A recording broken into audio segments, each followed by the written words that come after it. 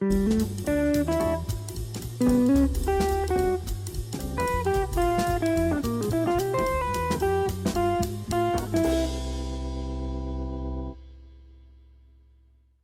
everybody, welcome to Line of the Week number 149, Motif Development Using Melodic Rhythms.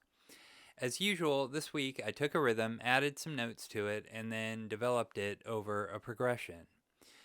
Generally speaking, the tools I use to develop motifs include the following. Original motif, variation, meaning same notes, different rhythm, or same rhythm, different notes.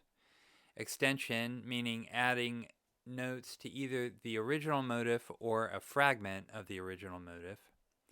Fragmentation, meaning using a part of the motif. Rhythmic displacement, meaning starting the motif on a different beat.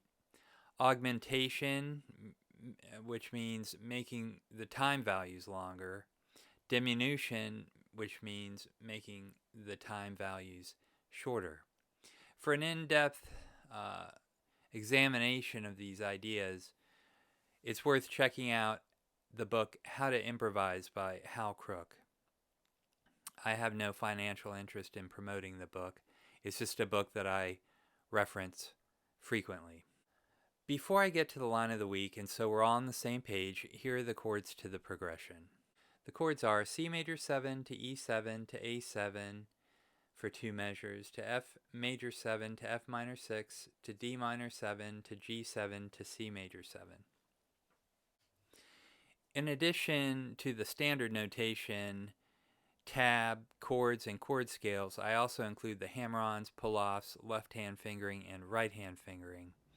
I include the left-hand fingering, which I modified from Tim Miller's 2-1-2 approach, and I include the right-hand fingering in case you're interested in the right-hand fingerstyle technique that I have developed. Here are the chord scales I use. I use the notes from the chord scales for 2 reasons. First, as a source of notes for improvising, and secondly, to determine tensions for use in comping. The chord scales I'm using today are G pentatonic to F melodic minor to E melodic minor for 2 measures, to C major to F melodic minor to C major to A flat melodic minor to G pentatonic.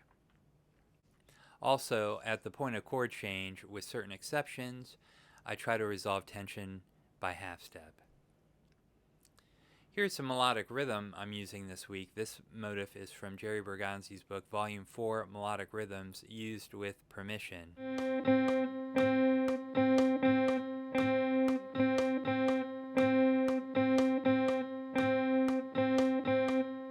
Here's the line of the week with Guitar Pro backing I use to make sure I'm getting the notes and the rhythm accurate.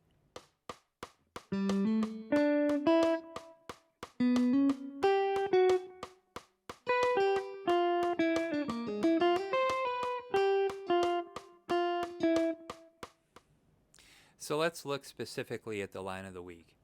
In measure 1, you've got the original motif. In measure 2, you've got a rest. In measure 3, you've got a variation of the original motif, meaning the same rhythm, different notes. In measure 4, you've got a rest. In measure 5, you've got another variation.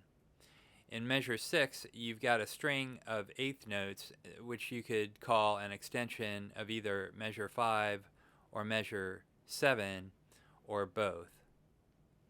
In measure 7, you've got another variation of the original motif. And in measure 8, you've got a fragment, meaning a part of the original motif. So that's all for this week. Thank you very much for watching, and we'll see you next week.